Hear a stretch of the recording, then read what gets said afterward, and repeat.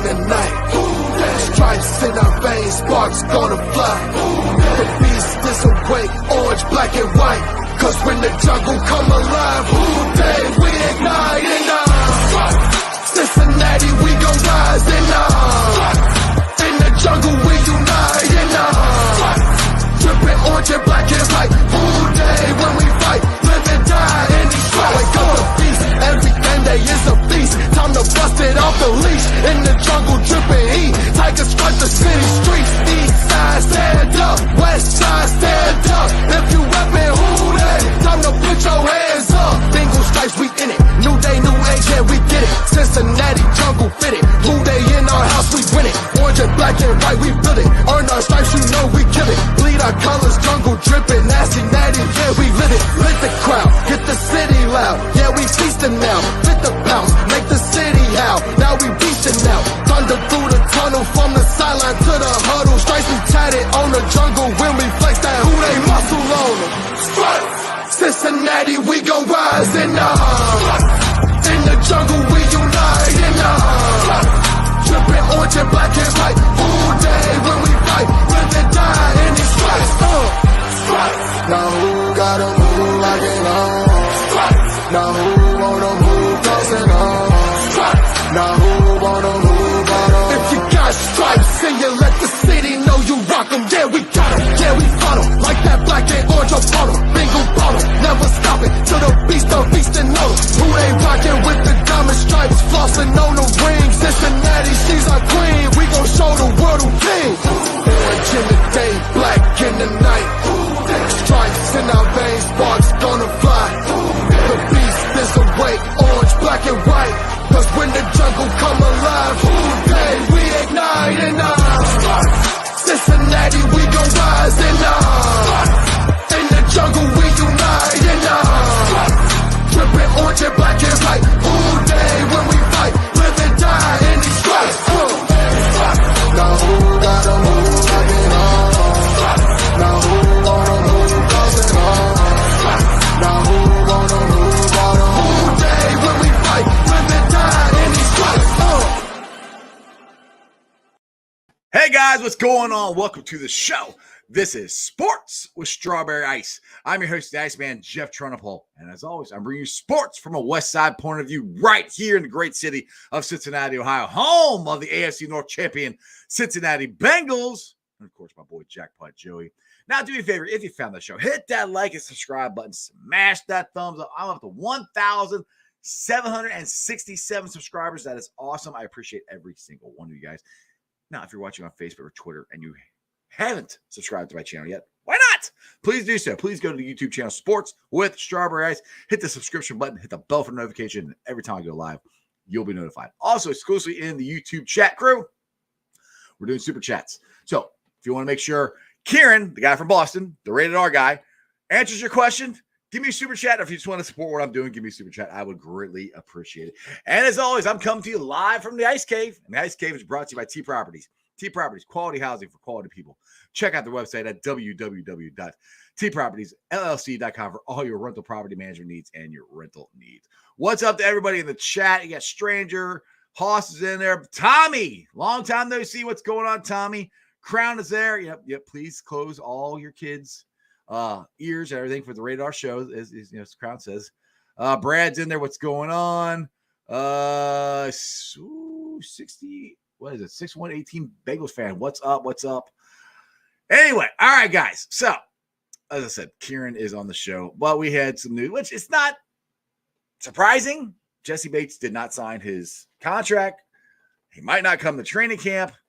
I don't know. We can discuss this, and I do want to get into this. Me and Kieran were actually talking about it off air. So me and Kieran are going to discuss that, and we're going to discuss some Bearcats here because Kieran has done an absolute phenomenal job on covering college football on his new channel for the full 10 yards. So make sure you guys check it out. And you know what? I'm tired of talking. Let's get to Kieran. What's going on, ladies and gentlemen? Kieran, what's up, my boy? How you doing, brother?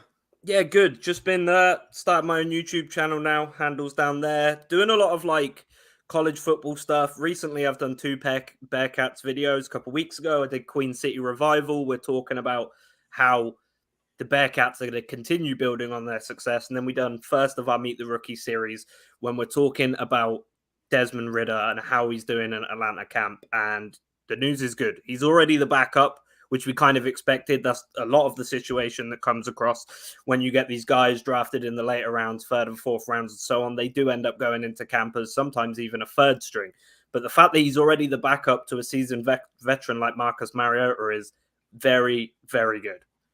Exactly. All right, so real quickly, we'll get into the Bearcats here in a minute. Topic of the day, and I kind of want to get into. We're just kind of just finish what we're talking about off the air because it was a good conversation. I almost forgot the show was going to start. We'll get back to the Bearcats. Jesse Bates. All right, so he didn't sign. We figured that was going to happen. I think a lot of it has to do with Jesse Bates and his agent wanting guaranteed money.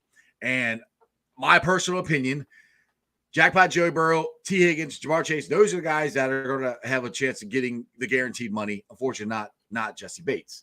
I think that has a lot to do with it. $13 million is not anything to just blow smoke at. I mean, if I can say this word, statistically, last year was one of his worst seasons he's had as a pro. Now, in the playoffs, we don't go to the Super Bowl without Jesse Bates. He made tons of plays there. So I got and I would never be against any player trying to get as much money as they can.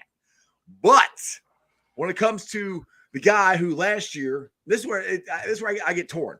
He was the leaders in the locker room saying, we got to be there for all OTAs. We got to be there for training camp. We got to all this stuff. And now I know he doesn't want to be a franchise tag, but it is what it is. Yeah, now he might not even show up for training camp. I'm like, what's going on? Well, I think we said he probably should have signed last year. I think that would have made a lot more sense because he had to have a good year the previous season to get the money he wanted. Didn't look that great all season, I'll be honest. He did show up when it matters. Probably in terms of what we saw throughout the playoffs, he was one of the best defensive players in the playoffs. As much as guys like Trey and all of that were absolutely popping off. If we're talking just like purely who was changing games, Jesse Bates was the guy. He had some picks that were fantastic. I remember him picking off Ryan Tannehill and nearly fucking punching a hole in my wall. It was fantastic. It was like he was great when it mattered. The problem is we didn't have that consistently throughout the season, which is you don't want to sign a guy on if, buts, and maybes. And we know the NFL is a very, very what have you done late for me lately league, if I can get my words out. Yeah. You have to be Friday, good. Yeah, you have to be good yesterday or you're not getting paid tomorrow.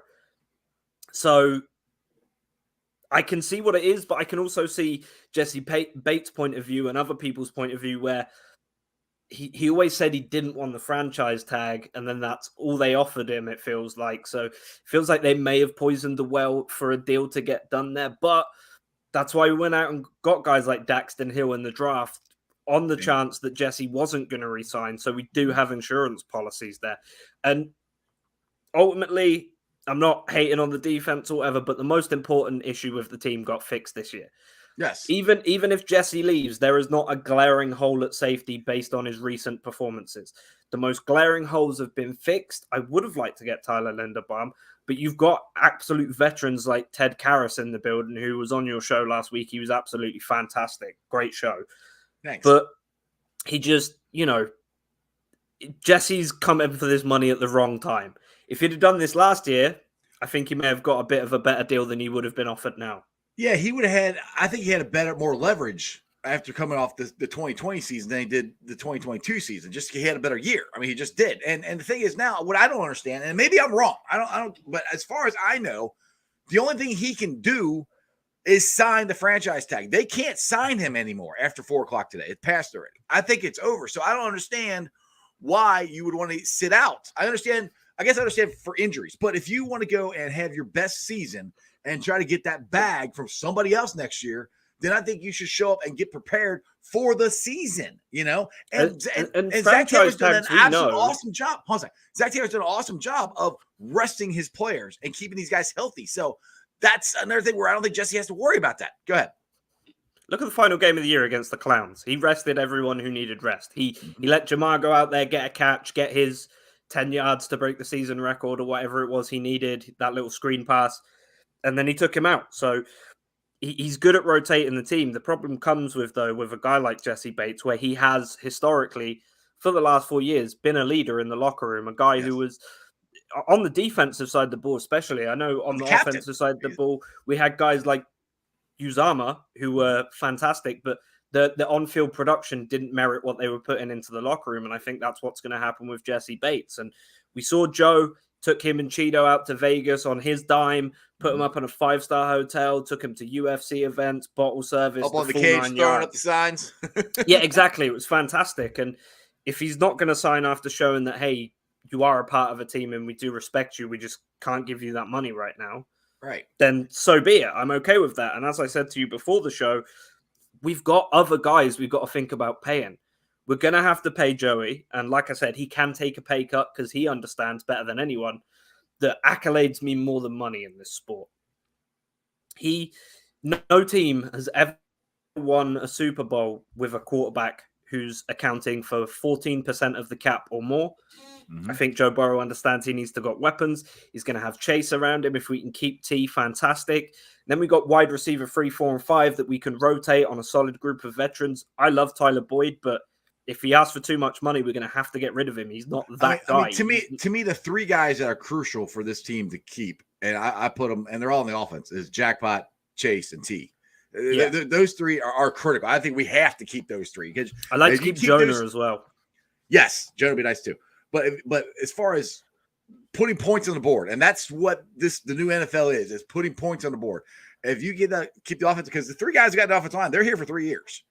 So you got to resign Jonah.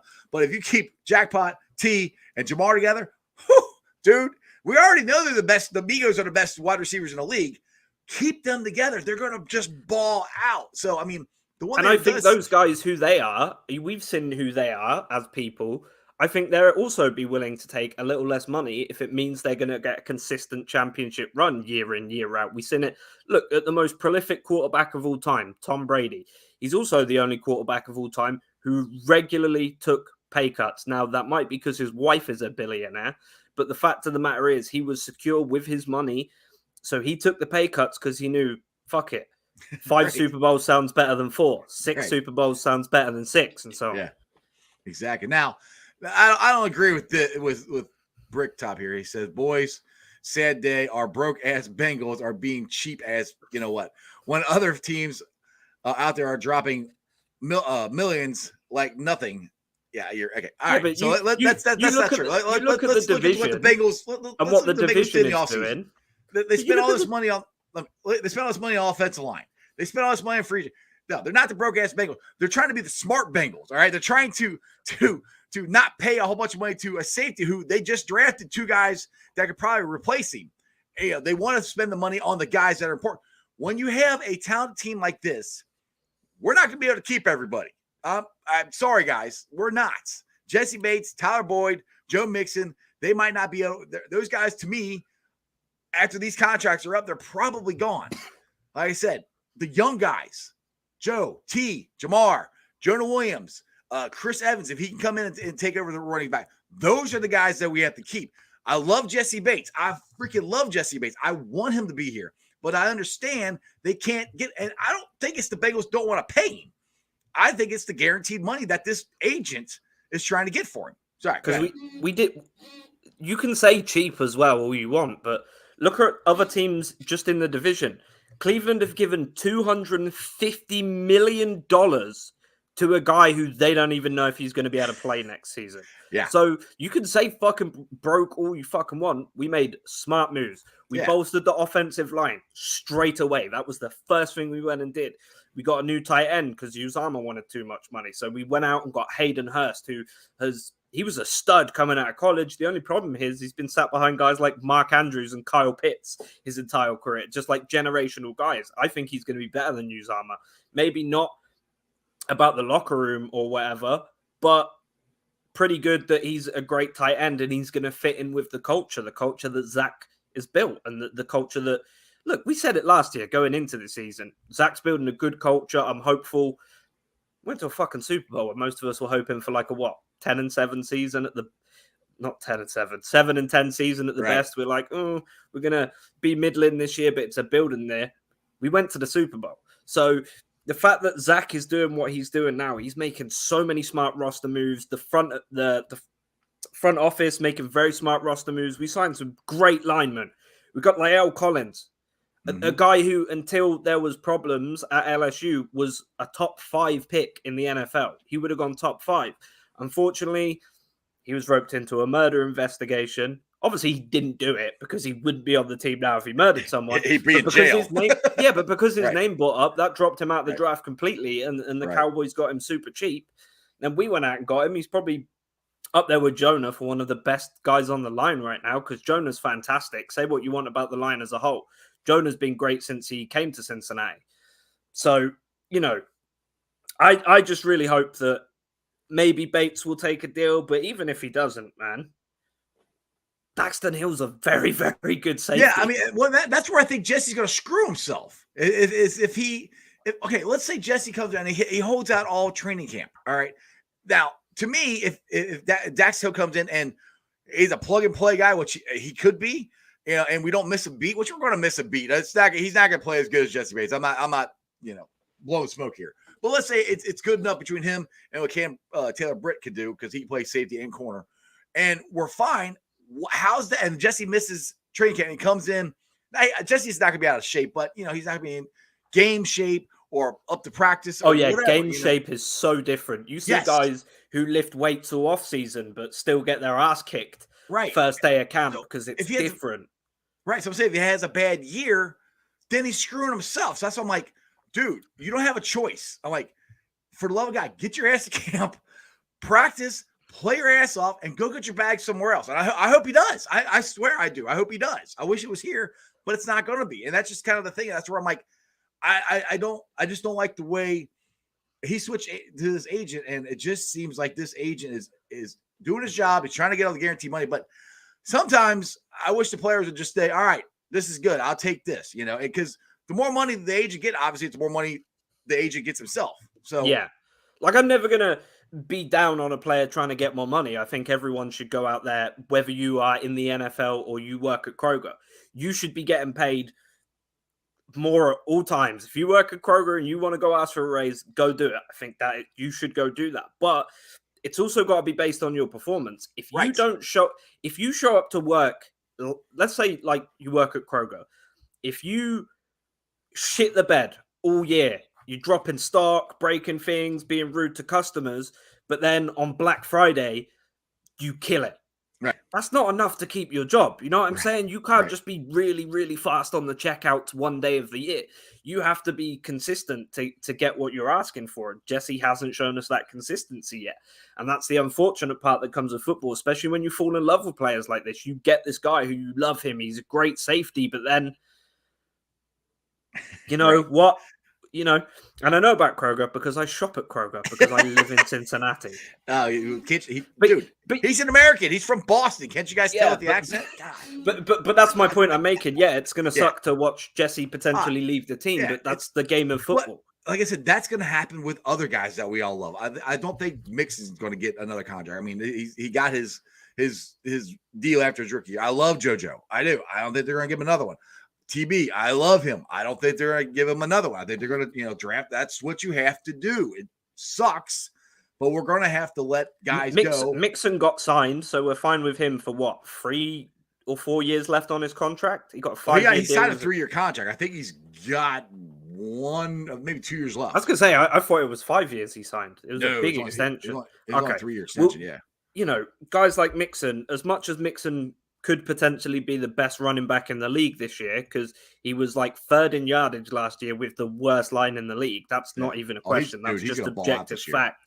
So he's going to be a baller, but there's going to be a point where we're going to have to say, hey, what do we want on this offense more? Joe and Chase or Joe Mixon? And it's going to suck to see Mixon go because everyone loves him. Look at everything he does for the city, the amount of charity work, the football camps he's always hosting on his own time and on his own money. It's going to suck. But I tell you what, I want Joe and Chase scoring 50 touchdowns a game rather than I want Joe Mixon rushing for 200. And that's the game. And sorry, but running backs, the position's been so devalued in the last couple of years that they don't pay running backs out because they don't last that long too. That's another thing. I think Saquon Barkley as well, a little bit, really messed up the market. It's actually a video I'm working on right now about. You see what happened with Saquon Barkley. He was a generational talent, and he's just not been able to stay healthy. You're not going to see really running backs go that early in the draft anymore. I mean, Najee Harris, even people thought the Steelers were reaching for him, and he was one of the best young players in the league last year. Right. So, all these things happen, and we've seen it now with the receiver market. And I think I'm not out of place to say that Jamar Chase is probably the reason for that a little bit. Him and Justin Jefferson, LSU Kings, they've gone in, and people have said, "Damn, wide receivers are really fucking important, eh?" And what if you pair him with the guy they lit up college with? So Vontae's off to the Raiders, and we see all these high prices. I think the Jags paid ridiculous money for, was it Christian Kirk? They paid ridiculous amounts of money for. So I don't know. It's crazy. Bricktop is dying to find out where you're from. He doesn't believe you're from Boston. I'm from Boston. No, I'm from England. So I'm Irish, but I'm born and raised in England, unfortunately. And he's an LSU fan, live or die. Now we convert him to the Bengals. All right, so now I'm out on the west side. West side, baby. That's right. So let's get to the Bearcats here, because like I said, last year was an awesome season for football. College, Cincinnati Bearcats undefeated again. The Bengals won the Super Bowl. The Bearcats had a lot of turnovers this year. We lost Reader, which he's the backup in Atlanta now. Hopefully going to start eventually by the end of the year. Where are we at as far as the Bearcats? Where do you think they're going to be ranked? How good they going to be this year? And do they got a shot at this thing again? I think a lot of it's going to depend on Evan Prater, honestly. So if you don't know who Evan Prater is, he's basically been sat behind Ridder for a couple seasons, and he's from Cincinnati. He went to Wyoming High School. Yep. Wyoming High School, it doesn't make Cincinnati. sense to me either. He went to Wyoming High School in Cincinnati, and he's a super high-ranked recruit. Some people had him even as high as a 5-star. I think he's probably Cincinnati's biggest recruit. Right. And he's fantastic. Now, he's not anything like Ridder in terms of he's just got an absolute cannon and he's just going to sling it. He's a very precision passer, but he does have that athletic ability that Ridder did, but maybe even more so. Now, we say about Ridder a lot that he's a sneaky athlete because he's 6'4", but he can run. He actually had the fastest 40 time at the combine this year out of any quarterbacks. I mean, Malik Willis didn't run, but I also understand his decision to not run. But he's been fantastic year in, year out. And then you get Evan Prater in, who's a very different style of quarterback. Now, he likes the quick game. He likes the RPOs. He likes quick passes, screens, that sort of thing. But he can air it out if he needs to. I don't see the confidence problem that I saw with Desmond Ridder. Me and you said this weeks and weeks in a row that he can't get started quickly. Besides that one game against Miami where he went for a 75-yard touchdown on the first pass of the game. Well, it's Miami. Miami sucks. Fuck Miami. Ben Roethlisberger have an ass. He was always a slow starter, though. Besides that one time, he always just took a little bit of time to get into rhythm, and he just, struggled a bit. But then you are bringing guys in as well, so he's going to have competition. Ben Bryant, who's a transfer from Eastern Michigan, he's fantastic, and he's got the veteran status, so he's really going to push Evan to be doing more and more and more in that quarterback room, which if you know anything about Evan, he's a competitor. He's going to go out there and be his best. He's not alone out there either. They got Corey Kainer, who is a running back from the best school in the country, LSU. He transferred out from LSU because he wasn't getting enough playing time. He's a Cincinnati native as well. If you're from Cincinnati, he went to Roger Bacon, very good high school around here. They've got absolute studs. And then you've got Ryan Montgomery, who's a senior back. He's coming back as well. And then junior Charles McClelland, both absolute tanks at the running back position. You are going to have backs on backs on backs on backs this year. You have got so much talent. You've got that amazing offensive line, which I think they're returning almost everyone on that line. So they're going to just be, they're going to have a lot of things to do for Evan. And then you've got, I can't pronounce his name, but your offensive coordinator, Gino Gudaligui. Gino Guidugli. He's a former Bearcat quarterback. I don't speak pasta, so Gino Guidugli. It's Italiano, man. Italiano. Yeah, but he's fantastic out. He's fantastic with the way he schemes things. When you got wide receivers like Jaden Thompson, Scott Tyler, and Trey Tucker to spread the ball around that field, and a thing people I think are ignoring is Josh Wiley, the tight end, is coming back now. That's huge. he's not necessarily a stat stuffer, but you actually watch him on the field. He is a great tight end. I think really hope the Bengals go out and get him because he is fantastic. I'm telling you, I think he could have a breakout year this year, and could be a first round, maybe early second round pick if he's got the size, the speed, the hands, all of it. He just got to get the ball. They got to get the ball to him. People forget about this. He can block really well, which is like what you look for in a tight end. It's why Thaddeus Moss is still in camp with the Bengals, even after not being able to make it on the field. He's a fantastic blocker. So you've got this app. I am crying out, chatting some ish, bruv. But then you get to the defense. Mike Tressel's out there. And I know you lost like Gardner and Bryant. Right. In the secondary, you still got Taj Ward, Arquan Bush, Sammy Anderson. They're going to be out there walking secondary. Yeah, exactly. You still got a great secondary, despite the fact that you lost 2 NFL caliber guys out your secondary and you lost a few more guys to the NFL draft. And I think, honestly, your hardest game is week 1 against Arkansas. That's your opening game. And I think if you win that, because Arkansas are one of these sneaky teams that they'll go out and beat Alabama every so often. They'll sometimes give Auburn a kick in. So they are a very good team. And as long as you can play good football and Evan Prater feels comfortable about that, I don't see why you can't go to the playoffs again. And I don't see why you can't make it past the semifinals this time. If you get in there at number 3 and get matched up, because when you played Alabama, it wasn't a great game. Ridder was struggling. I think the lights were too bright because if you look, a lot of plays, Alec Pierce left his man on skates. Almost every single time he was covered, he was open. Just Ridder couldn't get the ball out in time. And now you do this with a guy like Evan Prater, who's a bit more adept in the quick game, doesn't have to have that warm-up period. I think that bodes well for you. And I said it in the Queen City Revival video. Even though they lost to Alabama by, I think, 17 points, the average loss in college football in the playoffs is 21.7 point deficit. That's the average. That's where the point comes from. So statistically, you're doing better than most teams. We've seen Ohio State and shit get blown out in the playoffs by teams like Clemson and stuff. So the fact that you went in Ohio State. So you go out and you see this team that no one gave a chance, who've put way more Bearcats fans in the stadium than Alabama fans, and they went out there and they didn't look bad. I mean, they didn't look great, but then again, neither did Alabama. You were going up against a Heisman winning quarterback.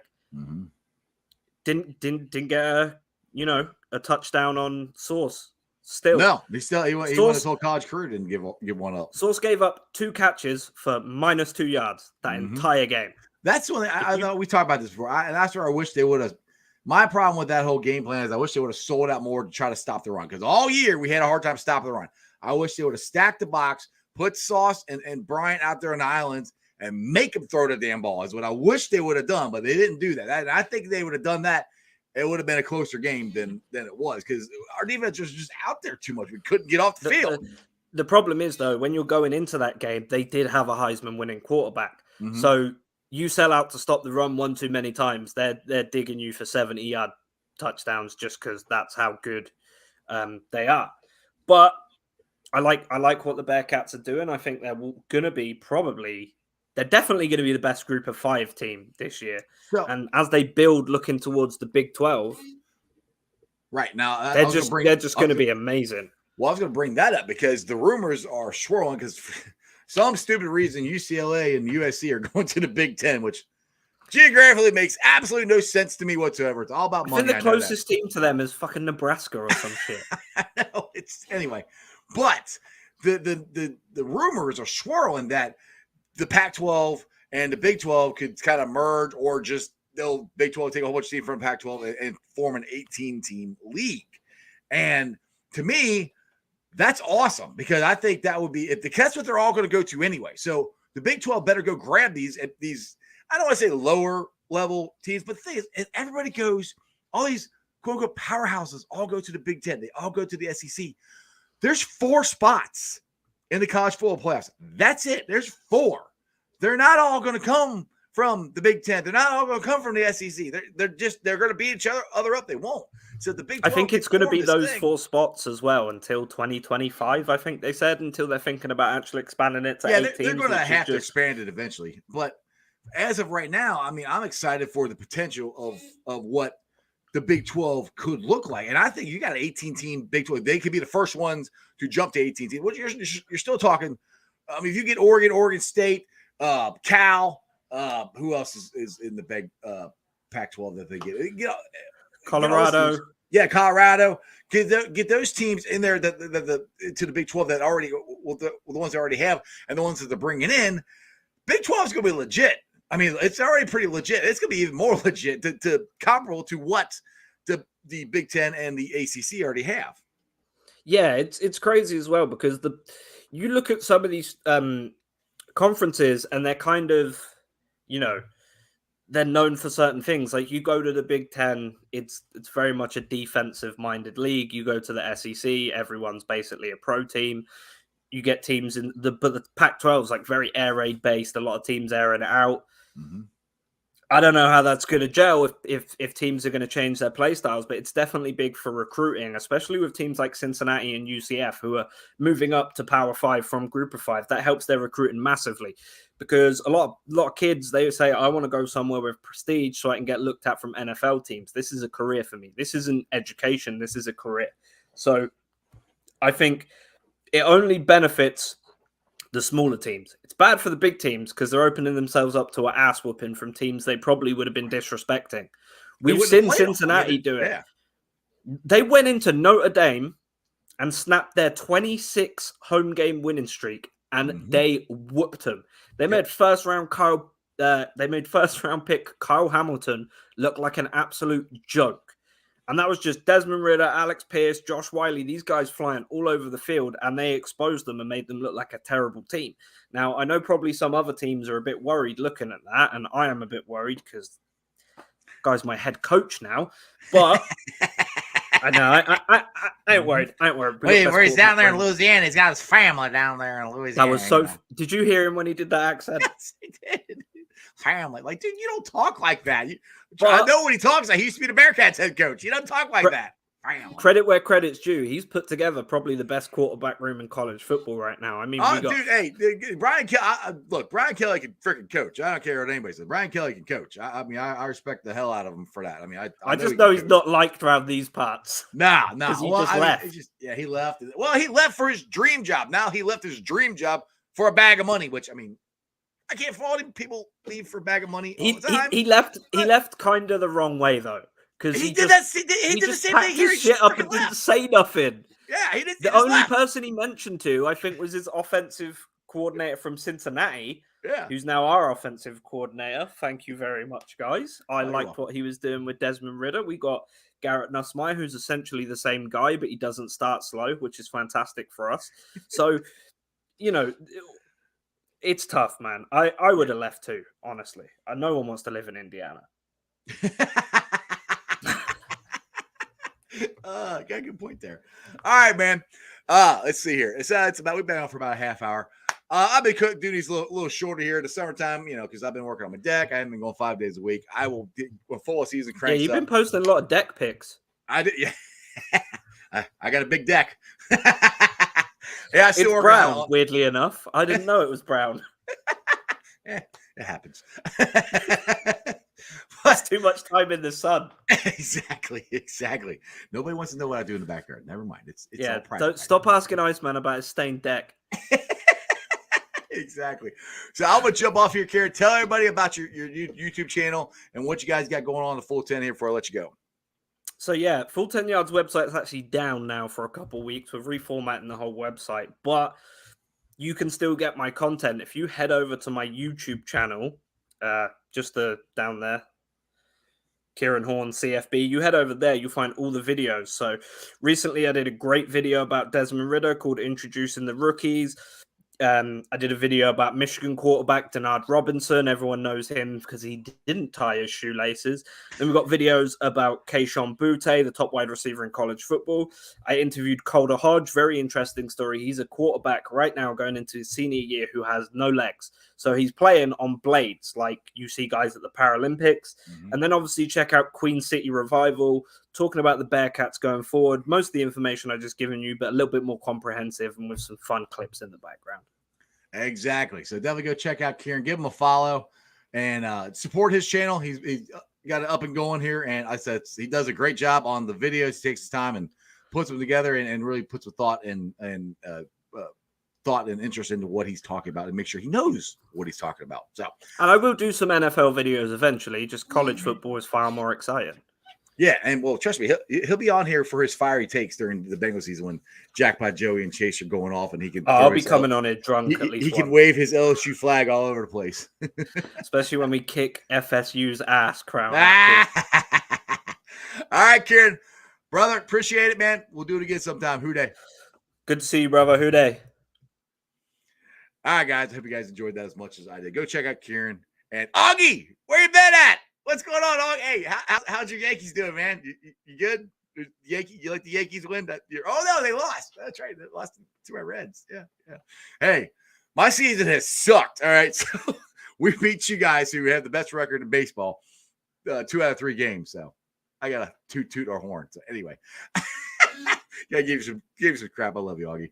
But anyway, make sure you go check out Kieran and his channels.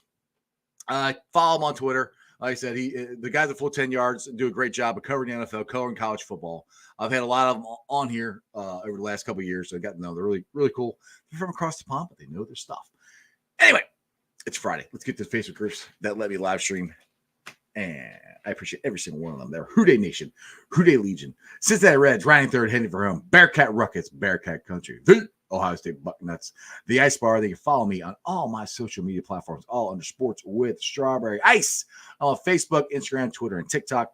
Twitter handle is at Jeff A. Trunapole. TikTok is at Iceman90. I might pull the sound off later on. If I do, it's on the podcast. Check it out. It's on BeanPod, Apple iTunes, Spotify, Google, Stitcher Play, pretty much wherever you get your podcast. Please make sure you rate, like, and review. Give me a 5-star review. Leave a comment. Some more Cincinnati fans can find my podcast. YouTubers, BWO Nation, Bengals World Order. Love it. You guys rock. 1,767 subscribers. That is awesome. Like I said, my goal is to get to 2,000 by September 11th when the Bengals season starts. So hopefully that'll happen. Tell your friends, tell your neighbors about Sports with Strawberry Ice. Other than that, you guys have a great weekend. No show Monday. I reached out to my boy Jeremy. Now, if you guys watch my show for the last couple of years, you know, in the past, Jeremy D will come on my show. He used to be a co-host with me. And he got busy and he wasn't able to. Then he got a car wreck and all kinds of stuff. There's a chance. You're saying there's a chance that he can come on my show Tuesday. He's trying to get off work early to be able to get here and get on the show so we can have a reunion. I will love it. I hope it happens. So, Jeremy, my boy, if you're reaching out, you know you're my boy. You're my thoughts and prayers about your back. I hope you can come on the show. That would be awesome. So, check him out on Tuesday. Wednesday, I got Dalton Signatures. Working on a couple things for Thursday and Friday. So, make sure you are subscribed. Stay tuned to the channel. And you guys have a great weekend. I'm probably going to be working on my deck again. And I got paper patios. Anyway, it's all kinds of stuff. Got to get it done before football season. You guys have a wonderful weekend. And that's just sports, baby. See ya!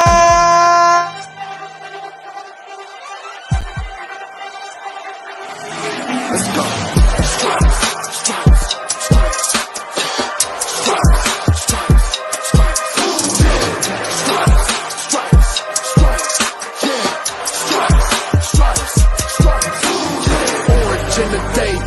In the night, stripes in our veins, sparks gonna fly. The beast is awake, orange, black, and white. Cause when the jungle come alive, who day we ignite in Cincinnati, we gon' rise in the jungle, we unite in dripping orange and black and white. Who day when we fight, live and die in these stripes. Wake up the feast, every day is a feast. Time to bust it off the leash. In the jungle, dripping heat. Tigers strike the city streets. East side, stand up. West side, stand up. If you reppin', who that? Time to put your hands up. Bengals stripes, we in it. New day, new age, yeah, we get it. Cincinnati, jungle fitted. Blue day in our house, we win it. Orange and black and white, we build it. Earn our stripes, you know we kill it. Bleed our colors, jungle dripping. Nasty, natty, yeah, we lit it. Lit the crowd, get the city loud. Yeah, we feasting now. Fit the pounce, make the city howl. Now we reaching out. Thunder through the tunnel, from the sideline to the huddle. Stripes we tatted on the jungle when we flex that who they muscle on them. Stripes, Cincinnati, we gon' rise in the jungle, we unite in dripping orange and black is like all day when we fight, live and die in these stripes.